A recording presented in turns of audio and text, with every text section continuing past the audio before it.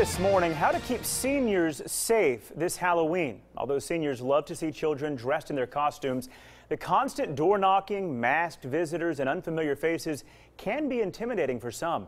In fact, the Institute on Aging says 1/3 of all seniors who live at home live alone, and most are women. But this year you have a chance to be or hire a Halloween helper to help the senior in your life experience the fun, not the fear of Halloween. Here's Gina with more. All right, Stephen, thank you. Joining me this morning to explain is Russell Renfro from Visiting Angels. Thanks so much for being here. Stephen briefly touched upon this, but why is Halloween such a scary time for seniors?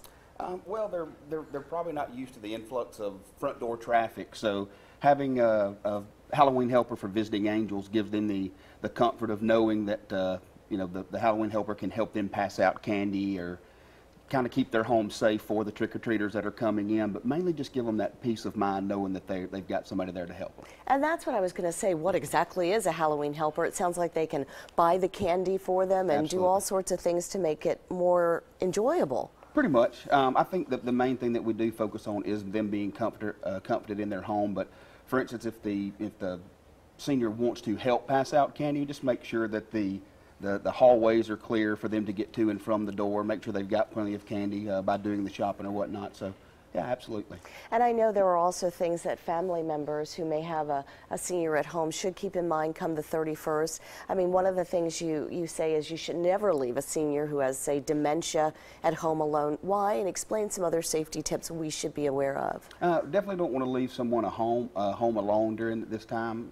With the influx of traffic coming to the front door being in and out, last thing we want is someone to wander off. That's something that the caregiver can help with, making sure that they're there. As far as safety tips that you've mentioned. What about guests? Keep them outside? Definitely keep the guests outside. You don't want to let any of the trick-or-treaters come in for any reason whatsoever. Safety tips. What about the lights and stuff like that? Exterior lights? What should you do? Keep them on or off? Keep them on. Absolutely keep them on, and not even just Halloween, but all throughout the year. Lights on in the home as well for them to get to and from the restroom or wherever that they may be going. And I know a lot of people like to stand outside and hand out candy. Not a good idea for seniors? Not without a Visiting Angels Halloween helper, I would say. But no, if they feel comfortable doing that, absolutely let them enjoy the kids, seeing them in their costumes. So just depends on the senior. Now, should we post a sign? Sometimes trick-or-treaters come late at night. What do you recommend with that? Well, when you start to run out of candy, it's probably a great idea to put up a sign that says, hey, sorry, no more goodies, and it will kind of let the night try to die down a little bit and get them kind of back into their normal element as well. So if there's someone who's interested in being a helper this Halloween, what should they do?